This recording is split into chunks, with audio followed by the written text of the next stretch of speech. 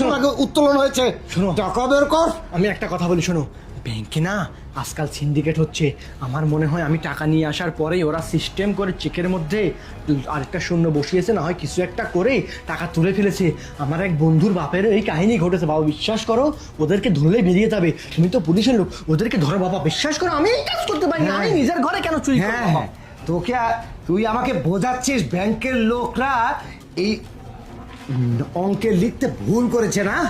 আরে ওদের মধ্যে সব গ্র্যাজুয়েট, ওরা সব জেনে শুনে ট্রেনিং নিয়ে তারপরে ওইখানে বাবা, বসছে। আমি আমি বারবার তাকে ফোন করেছি, উনি বারবার রিপ্লাই দিয়েছে না, কোনো ধরনের আমি ভুল আমি হয়নি। বলি ওকে, আমি এখনই ধরে আনতেছি, তুমি এইখানেই থাকো। দাঁড়া, কোথায় যাচ্ছিস?